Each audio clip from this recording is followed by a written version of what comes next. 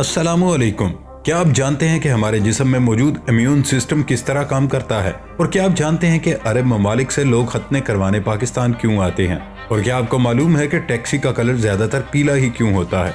LOL का लफ्ज इस्तेमाल करना जायज है या नाजायज? तो ऐसे ही हैरत अंगेज फैक्ट्स आप आज की वीडियो में जानोगे। तो चलिए दोस्तों चलते हैं वीडियो की तरफ। फैक्ट नंबर 1, क्या आप जानते हैं कि टैक्सी का कलर पीला ही क्यों होता है? चलिए हम आपको बताते हैं कि टैक्सियों का कलर पीला क्यों होता है। तफसीलात के मुताबिक ये पीले रंग की वजह से ज्यादा नुमायां भी होती हैं, जिस वजह से पीले रंग की टैक्सियों के हादसात कम होते हैं। और सिंगापुर में एक मुताले से पता चला कि 3 महीने में 16,000 टैक्सियों का जायजा लिया था, जिससे पता चला कि दिन के वक्त टैक्सियों की तादाद 15% होती है और रात को 19% तक हो जाती है। और टैक्सी को 1920 में पहली बार पीला रंग किया गया था। फैक्ट नंबर 2, आपने ये लाल रंग का धागा लोगों को कलाई में बांधे देखा होगा, लेकिन इसका मतलब क्या है? दरअसल ये एक तावीज होता है जिसका इस्तेमाल सदियों से चलता आ रहा है। इस मिथ को मानने वालों का ये कहना है कि बाएं हाथ पर ये धागा बांधने से बुरी चीजें, बुरे असरात दूर रहते हैं। ये धागा कोई ऐसा शख्स आपको पहनाए जो आपके करीब और मुखलिस हो,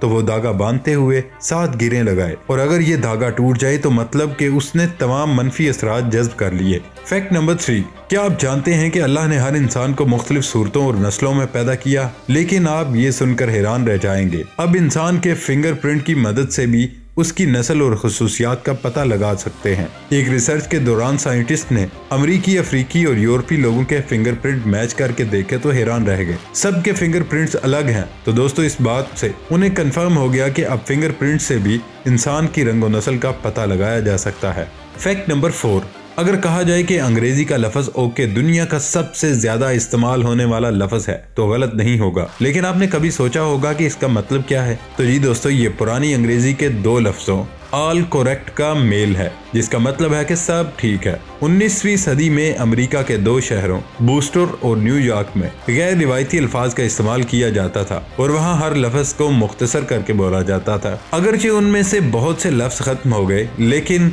ओके का लफ्ज एक सियासतदान की वजह से चलता रहा, जिसका नाम मार्टिन वैन बुरेन था।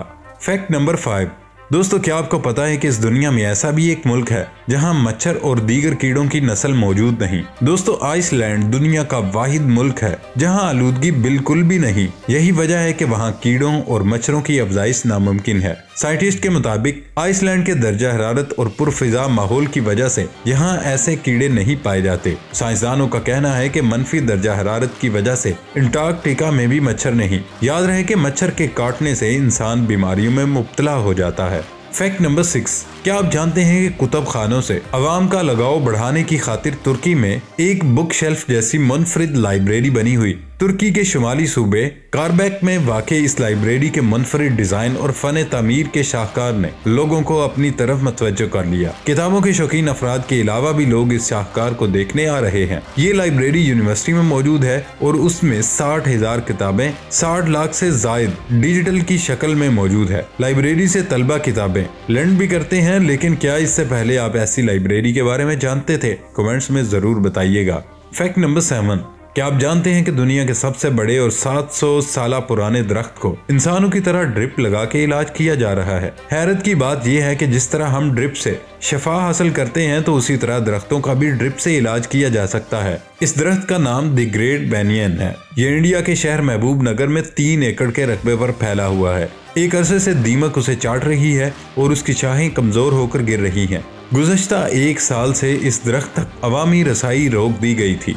फैक्ट नंबर 8, क्या आप जानते हैं कि हमारे जिस्म में मौजूद इम्यून सिस्टम बहुत ही पेचीदा तरीके से अपना काम सर अंजाम देता है? हमारे जिस्म में जब भी कोई वायरस दाखिल होता है तो दिमाग जिस्म के इम्यून सिस्टम को होशियार करता है, और इम्यून सिस्टम बड़े ही कमाल हुनर से पहले वायरस को जांचता है, फिर पूरी एक रिपोर्ट तैयार करके दिमाग को भेजता है। दिमाग से बाकी हिस्सों को सिग्नल भिजवाता है और जिस्म के तमाम हिस्सों को एक साथ काम करने पर मजबूर करता है ताकि वायरस के खिलाफ लड़ सके। दुनिया के तमाम साइंसदान इस अजीब तख्लीक का सुराग नहीं ढूंढ सके। खुदा का जितना शुक्र किया जाए उतना कम है। फैक्ट नंबर 9, क्या आप जानते हैं कि अमेरिका की यूनिवर्सिटी ऑफ उथा में एक ऐसा कमरा बनाया गया है कि जहां पर तालीमी मसाइल से उकताए हुए लोग कुछ देर रोकर दिल हल्का करते हैं। इस जगह की बदौलत अब तलबा और तलबात को अपने आंसू किसी को दिखाने की जरूरत नहीं, क्योंकि वो सबसे अलग तन्हाई में रो सकते हैं। इस कमरे में रोने के कुछ असूल भी हैं जो वहां दरवाजे पर लगाए गए हैं।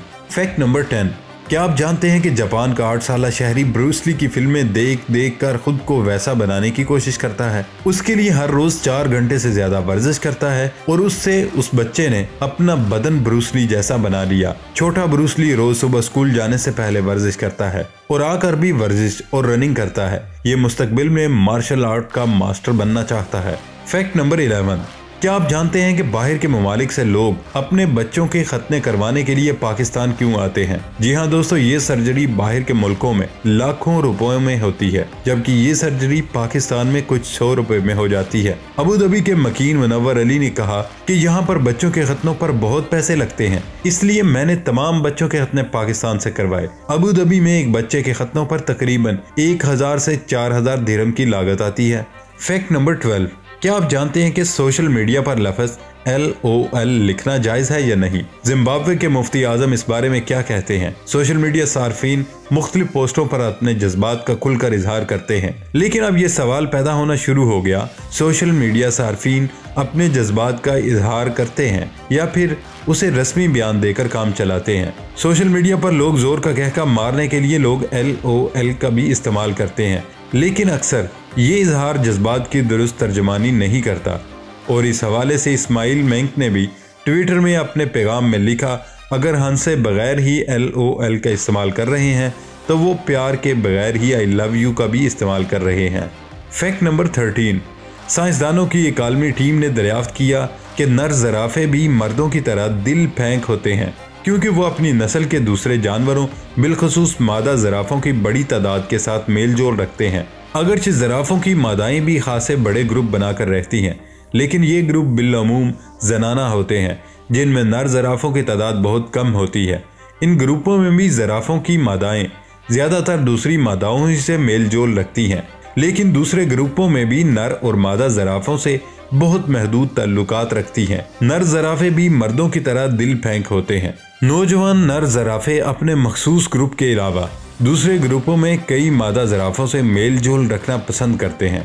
अलबत्ता बूढ़े नर ज़राफ़े अपने समाजी ताल्लुकात बढ़ाने के मामले में कुछ खास दिलचस्पी नहीं लेते और उम्र बढ़ने के साथ साथ खुद को महदूद कर लेते हैं।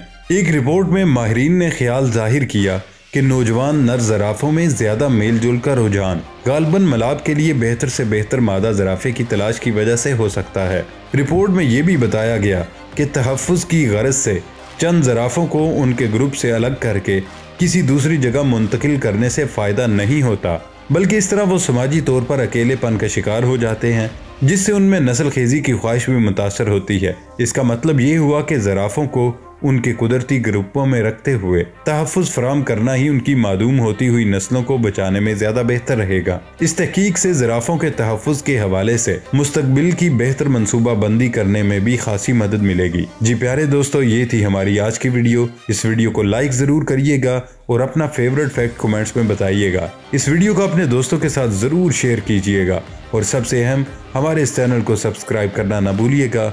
मिलते हैं अगली वीडियो में, तब तक के लिए अल्लाह हाफिज़।